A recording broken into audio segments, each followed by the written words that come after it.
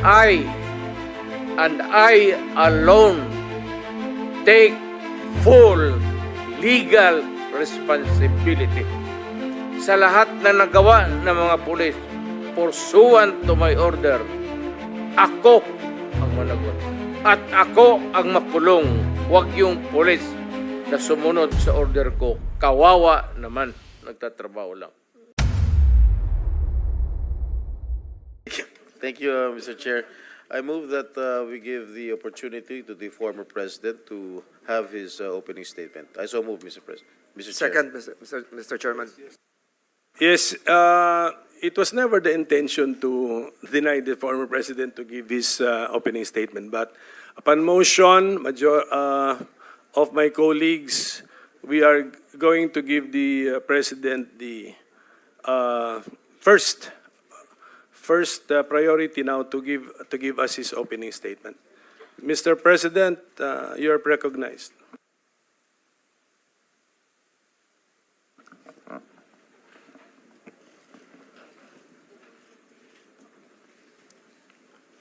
Before anything else,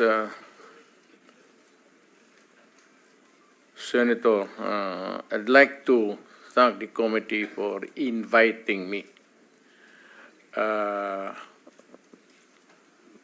para once and for all malaman natin ang totoo.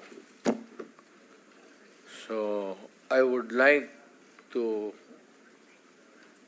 request sa inyo na huwag ninyo akong ituring president or kaibigan.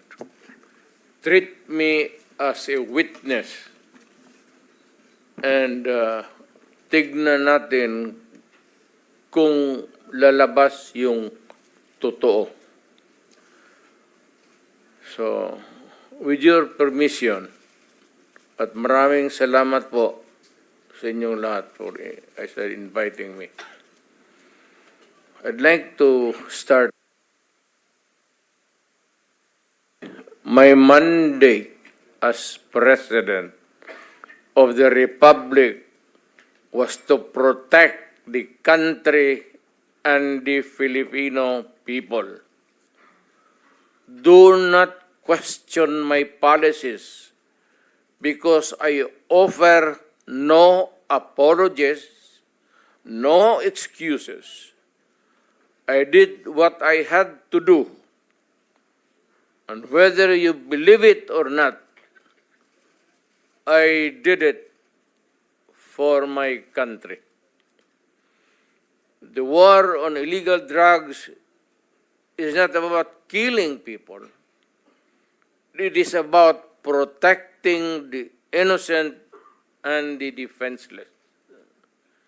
The war on drugs is about the eradication of illegal substances such as shabu, cocaine, heroin, marijuana, party drugs, and the like, as a menace which ruins people, families, communities, and relationships, and tears apart the social fabric which binds society together in peace, harmony, and brotherhood.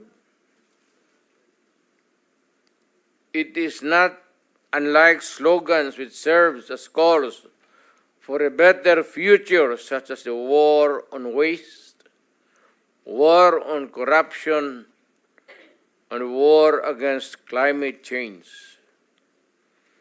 I have always viewed people addicted to illegal drugs as victims and patients requiring medical help and not as criminals. That is why when the war on drugs slogan came into being, coined first as a message to the people of Davao City to stay away from illegal drugs, but at the same time, I had a drug rehabilitation facility constructed in Davao City a city government expense, manned by Davao City government doctors, psychiatrists, nurses, and health workers, among others, to look after the complete rehabilitation of those addicted to illegal drugs.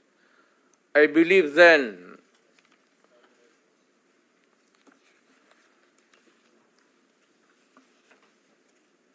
and I still believe now that rehabilitation and not fear of death or incarceration to be the key to the return of the addicted individuals back to the mainstream of a just and forgiving society. But no mistake about it, I hate drugs. I loathe the purveyors, the merchants, and the pushers of this demonizing element. I have not failed to emphasize this from the very day of the campaign when I ran for the presidency in 2016. This was my covenant with the Filipinos who believed in me. And to this day, must still agree with what in government have achieved. It is unfortunate that drug-related crimes are on the rise again. Every day you can read about children being raped, people getting killed and robbed. And just recently, a drug den was raided within the Malacanang complex. This clearly manifests that the purveyors of this menace are back in business.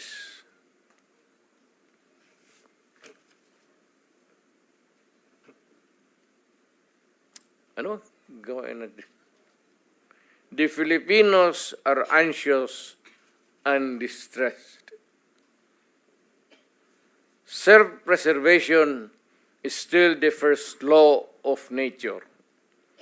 It is instinct. It is recognized in our laws as self-defense.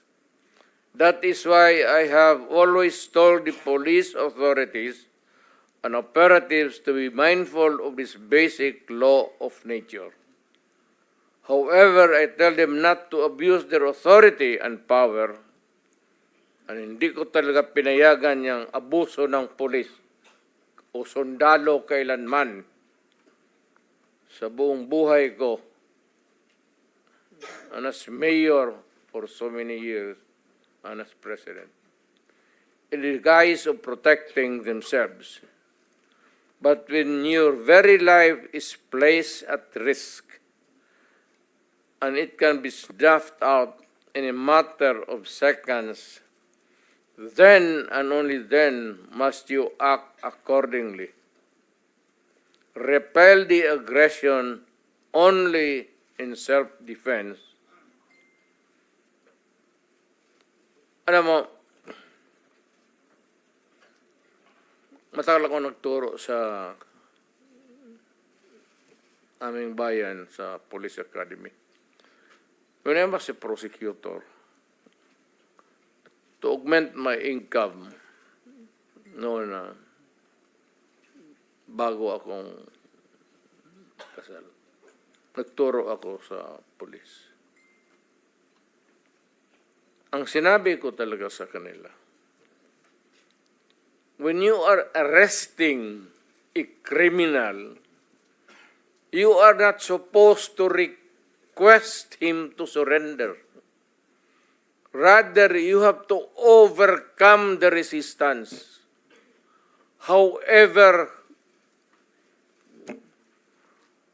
pag ayaw, it's the duty of the police is to overcome the resistance kung ayaw mag-surrender. At kung may baril, at kung tingin mo, sabi ko sa mga polis doon sa academy, mamamatay ka,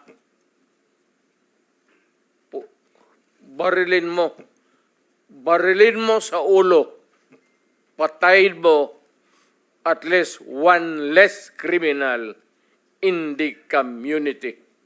Yun ang utos ko when I was a fiscal and I was a professor doon sa Police Academy. Yun ang turo ko sa kanila. No quarters given, no quarters asked. Criminal ito.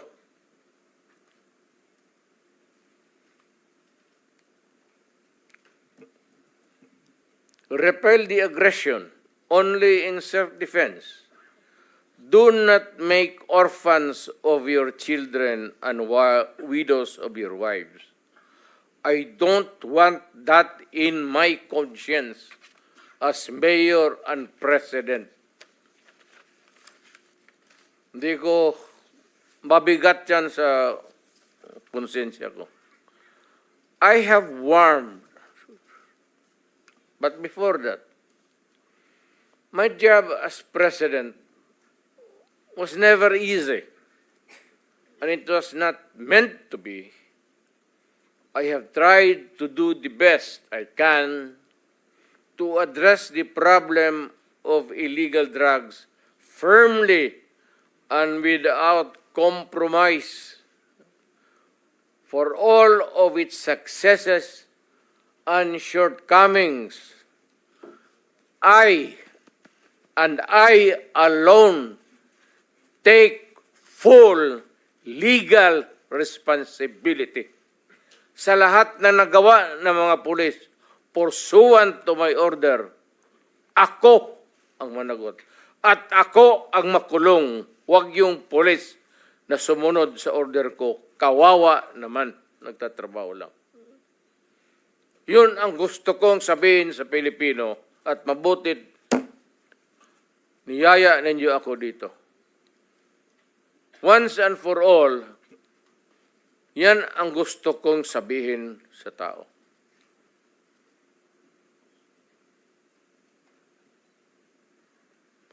I have warned all of you as your president then and as a private citizen now. Drugs will destroy the Filipino. It will destroy my country, and I will never allow it. Baski ako empleyado sa gobyerno o private citizen, I will do what is necessary to protect my country, my community, at yung mga anak natin. This is a matter of principle. At papagkamatayan ko yan. Maraming salamat. I'm ready to answer your question. Thank you, Mr. President. But now I think it's